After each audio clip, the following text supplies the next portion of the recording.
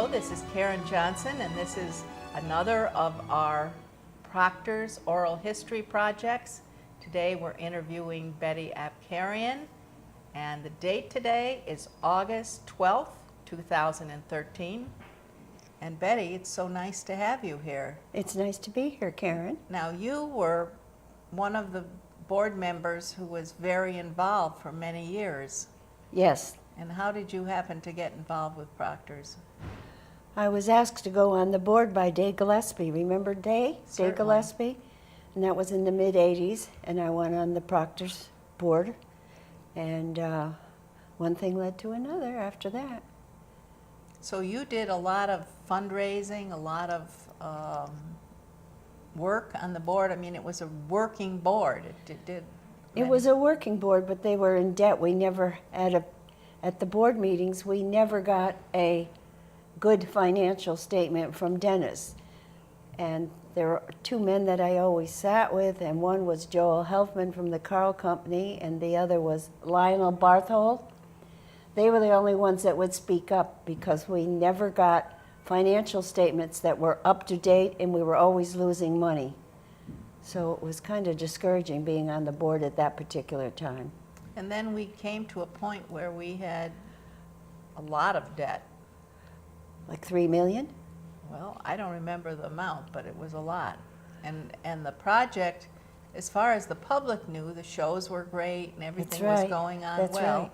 That's right. But you decided that this couldn't go on and that maybe you had a secret weapon of how we could turn things around. Well, I had a secret weapon, but before that secret weapon, Dennis came up with an idea to run a fundraiser where we could probably reduce the debt quite a bit. And it was the $1 Million Marathon, remember that? The ultimate party? Okay, and his idea was that he would get school children from all the area schools to raise the money, and we would get a car donated, and the one that raised the most money would get the car.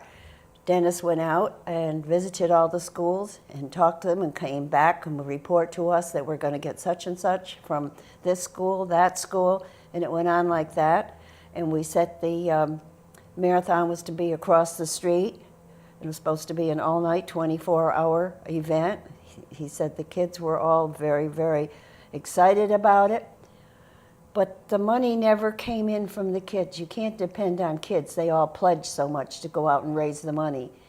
And then Dennis had hired I was chairman of the $1 Million Marathon, and at one of the meetings, we met down at Al Lawrence's building that day, and I told him he had hired very expensive entertainment, very expensive, which made it very hard to raise the money to cover the expenses. One thing led to another, and we had the marathon, and we lost a lot of money.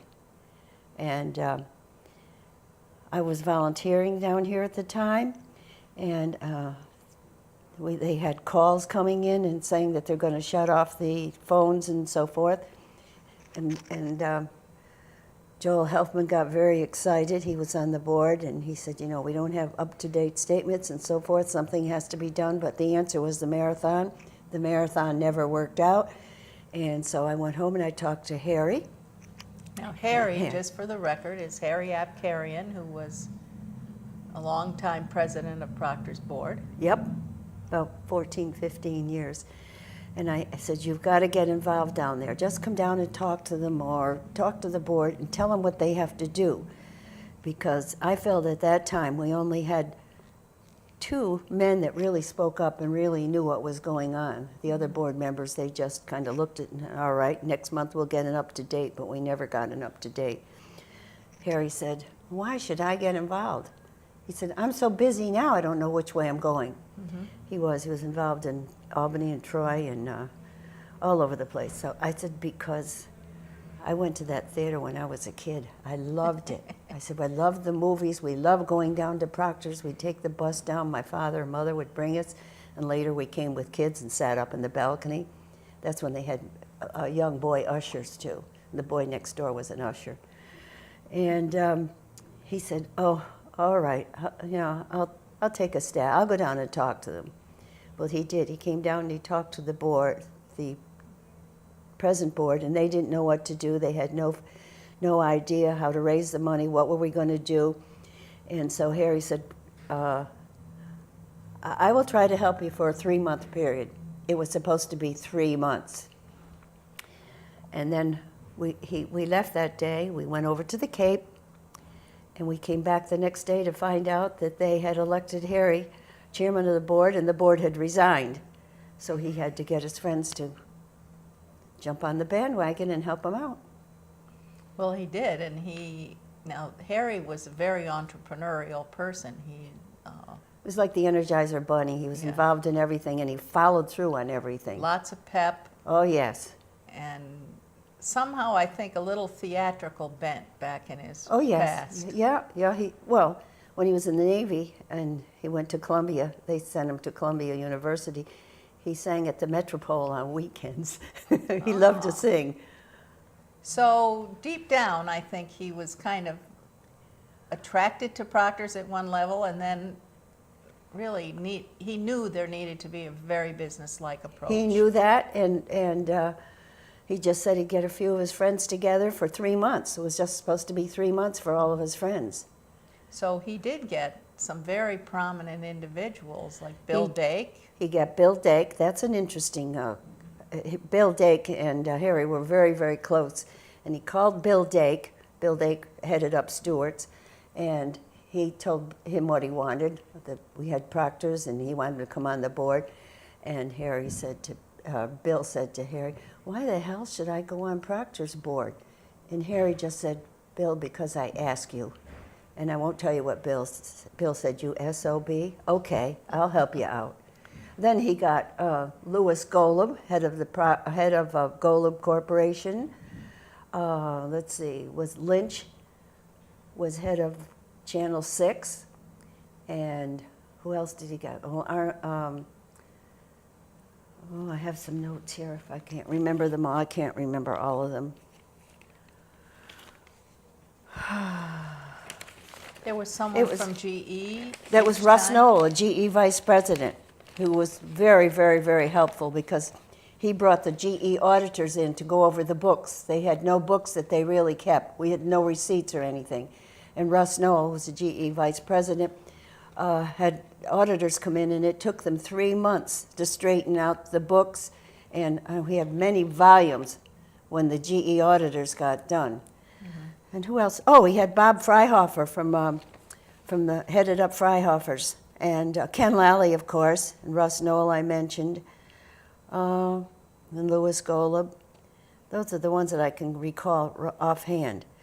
But it was supposed to be a 3-month hitch, and it lasted much longer. But when this board got together, and Harry called them all together, and gave them a tour. They met at the theater. And Harry had been down to the theater and looked it over. He gave them a tour of the theater. Then he told them what he expected of them.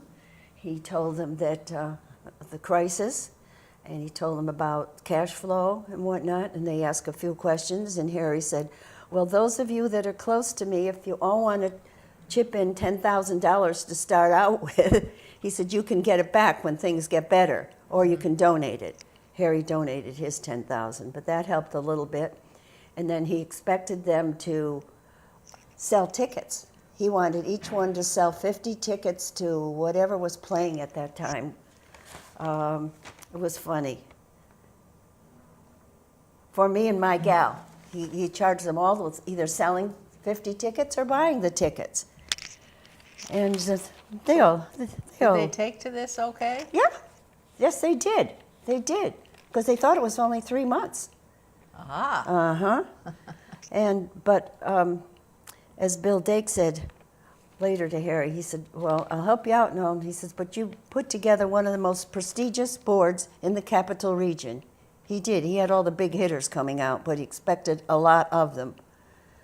And Lionel Barthold continued on the board because Lionel he's did. still there today. Yeah, he was another one that was on. And there were several others. I can't recall all the names, but. And then they change a little bit over time, like GE person was different after Yes. a while. Yes. And, but it maintained itself as a very prominent board, and that really is much to Harry's credit.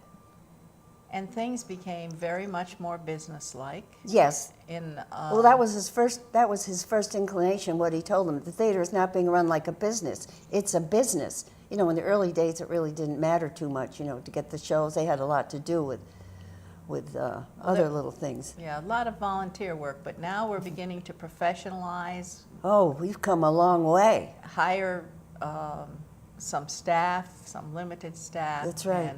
And Harry really did an amazing thing. I know that he used to enjoy, before the board meetings, he'd give the board members a little short piece, because I was often charged with typing it up. What happened since your last board meeting, and the things that had happened. Oh, yeah. He followed up with them. And yeah. they brought Don Shane in. Don Shane was brought in as for acting head of the theater. Well, they were looking to recruit someone because Don had cancer. He knew he wasn't gonna live too long. He was a big. Where did he come from? He came from one of the WMHT. Yeah, And he just retired as their founding manager. Yes, at the time that we hired He him. was, from what I understand, very good at helping Oh, he was. other people straighten out the finances, because he went to all our creditors Yes, he did. He did a fantastic job. and Don. he told them, you're going to get a third in cash, a third you're going to forgive, and a third you're going to take in tickets. Yes, Do you remember that part? yes, I do. Because I remember Gloria telling me about that. Yes, Really. yes. And then he brought Gloria in, Don did, as his He assistant. brought Gloria in, but before that, Harry talked to who was the fellow that was head of Channel 6? Was that David Lynch? Yes. Because we also had White, who was head of the Times Union, on the board with us too. They were all very helpful. At that time, someone came up. Oh, I think Harry talked to David Lynch, and they came up with the idea of a telethon. And David Lynch said we could have one. We could have it like for 3 hours. That's all. We had it like from 6 till 9 o'clock at night. Mm-hmm. Kay Rosendahl and I chaired it, and we went out. Kay, thank God for Kay. We went out and made not cold calls. We made appointments and went out and got pledges so that the marathon would go well. And that marathon went very. Kay and I sat up in the balcony there in the wing, and Harry and Don Shane acted like MCs, and we had wonderful talent on stage. And one in particular I remember was President Bush's brother. And when I don't know who got him, and they said he was upstairs and he wanted to be by himself. So I said, well, I'm going to go up to the dressing room and see him. And his door was open a little bit, so I opened the door and I went in and introduced myself. And I said, I think your brother's doing a great job. I just, is there anything you want, and so forth. And he says, well, thank you very much. He said, well, let me tell you, I wanted to become an actor. He says, but my family frowned on that. He did a soft shoe dance. He was so good. 2 weeks later, I got an envelope from the White House from President Bush, something like, it was only 2 sentences. My brother tells me you send his best wishes. Thank you very much, and signed by the president. I Very treasure that nice. letter. Yeah, Very nice. He did a nice soft shoe dance on stage, and the telethon was a huge success. I can't remember exactly. We went over the amount that we wanted to raise, but it was a huge success. Somewhere we have a tape, but I don't know where it is. Nobody can find it. I called Channel 6 to see if they had it in the archives, but they don't. Mm-hmm. So that was a good thing. So that started us on the road to raising money and getting a little out of debt. So Harry, talk a little bit about Harry's professional career here and what he was doing at the same time. Well, let's see. He came in 88, and at that time, well, he was on the. You mean other things that he was involved Yes. in outside of the theater? Mm-hmm. Oh yeah. Well, he was a trustee at RPI. He was very involved with the incubator over there. He was also working on the incubator he chaired the chaired the committee to put the incubator that's on Albany Street. Have you seen that one? Yes. Yeah. And let's see, he was involved in a couple things in Albany. He was involved in a million things. And at Siena College, he was running a golf tournament that at the same time. Plus, he was thinking about starting a new company. So he was pretty involved in everything. Yeah. And the thing that I always found amazing is he was at Proctors a lot. He loved it. He grew to love the theater. He would come down here all the time. Then he'd always say to me, look what you got me into. Look at this. Look, I don't have time for all this. But he grew to love the theater. I have one picture of him at home. Somebody took the picture, and he just came in and he sat down, and they took a picture in one of the seats. It's the nicest picture. But he loved the theater. I said, see what I loved when I was a kid? I said, that's why you got to help out here. This is beautiful, beautiful. He had never been here. So what were his favorite kind of shows? And Oh, he liked the yours? musicals. He loved the musicals, yes. But he loved everything about Proctors. He He did. And I know he was so you know, nice to the volunteers. I oh, mean, he went loved the out of his way. volunteers. He loved the staff. He always went to your Christmas parties. Mm-hmm. He loved the volunteers. Remember when we used to have big long tables in the arcade and serve pizza? Well, Harry had to be down there to meet all the volunteers because he wanted to thank them. He said you wouldn't have a theater if it weren't for the good staff, the volunteers, and of course his board members, because they all caught up with him a little later for some favors, but that doesn't, that's how Favors were exchanged. That's right, yes, mutual exchange. But most of those individuals were really able to open doors. Oh, they did, of course. And Yeah. just amazingly. And at one time, they actually loaned some money to the theater. Yeah, that was like 10,000. Some of them took it back, some of them, and then they did Some loan. of them loaned more. I know that. I know Harry did too, yes. And but- some of them got very involved, like Ken Lally. Yes, and used to come in and talk to Gloria and give her suggestions. Yes. He's the one that did the piano, isn't he? He and Did the grand Thelma piano, he and donated Thelma. a Yeah. couple pianos. Yeah. So it was a quite amazing thing that this project in Schenectady that started as a grassroots now is beginning to reach out and have regional leadership. I mean, that was a big deal. Oh, absolutely. But, Harry always said if you built the theater, he was on the, what was the board then? That gave us some money too. Metroplex. Metroplex, yeah, he was on the Metroplex board, and it wasn't easy talking them into donating. Excuse me, Betty, be careful of your microphone. Thank you. Well, let's see, Metroplex, what were we talking about here? So on a Metroplex, Harry was involved in seeking the $9 million grant Yes, for the expansion. yes. Oh, yes. He thought it was wonderful, talking about the expansion, putting in getting a new stage. Now, remember when we did this, Harry hired you. Yes, he did. Yes, he did. You volunteered In for a month. 1993. And you volunteered for a month before you made up your mind, remember? Well, filling in some time. But Yeah, yeah. And Harry said to you, I don't want you to resign right away. You got to come and stay if you're going to come. Remember that? He was tough, wasn't he? Yeah, he was, but he was a good guy. Well, he said, I can always call on Karen. He says, and I push her a little bit, but he said, she doesn't mind. She'll do. He did. You can say that. He did, didn't he? Yes, he was wonderful. He was I mean, demanding. if people didn't push this bunch, I think we needed a leader desperately. Yes, you did. You needed And business people. Especially in the later days of Gloria's career Oh, when she yes. was not 100% well. Yes, when she couldn't come to the theater. Harry was like part of our de facto leader for a long time. Yes. He went to her house a couple of times, and she came to his office at the crosstown there when she couldn't quite come in, but she kept in touch with him, and he wasn't going to let her go. He said, you have a job here as long as, you can do it, which was good. She didn't have long to live. Right. Well, did you have fun going to all these shows and social Oh, events? I love you know what I loved especially? Well, let's see. When they did the ceiling. Remember when they did the ceiling? Yes. And the scaffolding that they put up? And then we had to crawl up these stairs and go up. It was like a fairyland. Remember that? Yes, I And we do. watched them putting the gold leaf on the, that was so interesting.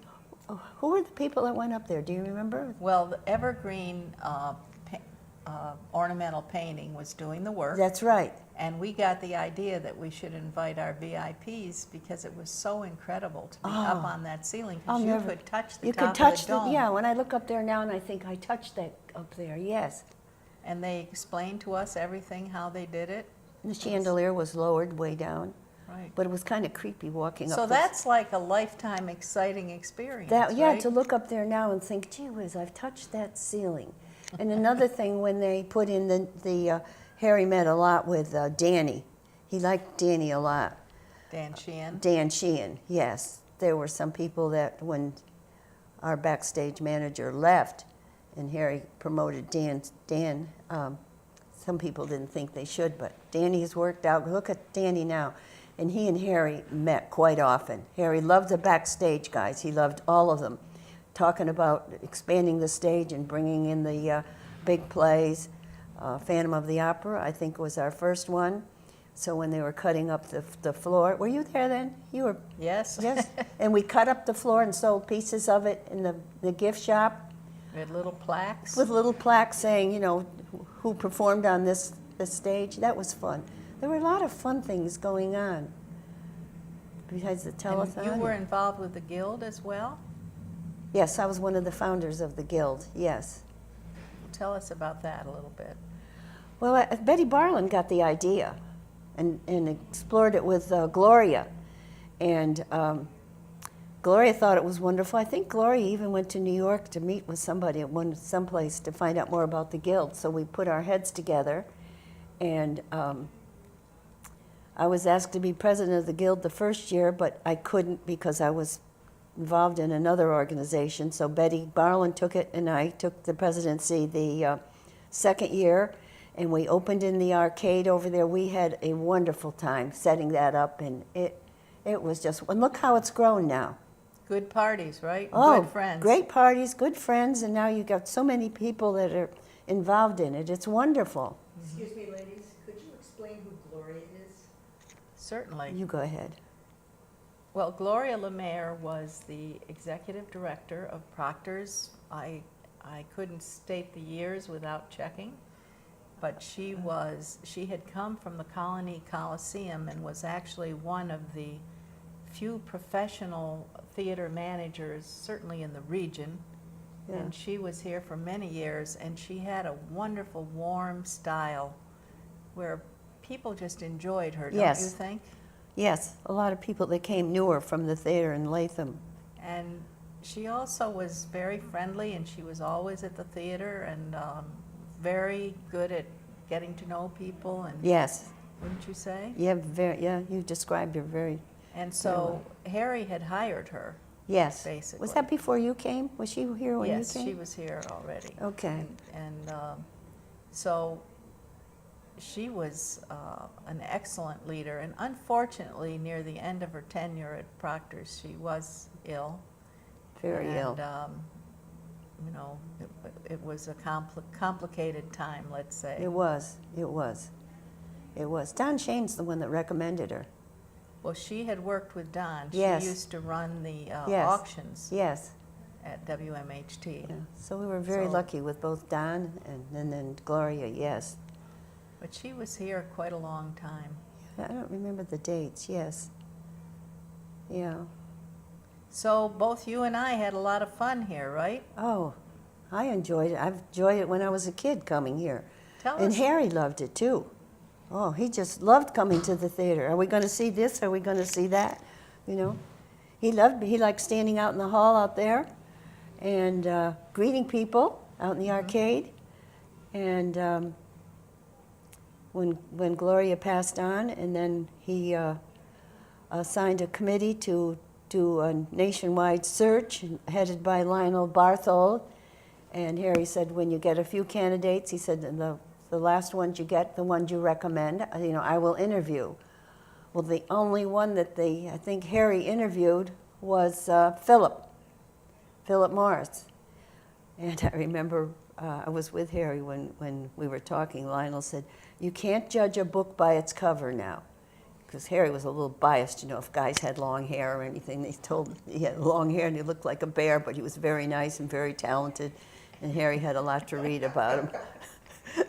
And then after he came and Harry interviewed him, Harry said, "My God, he's big and he's got curly hair, and but he said, he's so impressive. It's just what the theater needs. Perfect." End of story. Foreshadowing of what happened next. Yes, yes, yes, yes.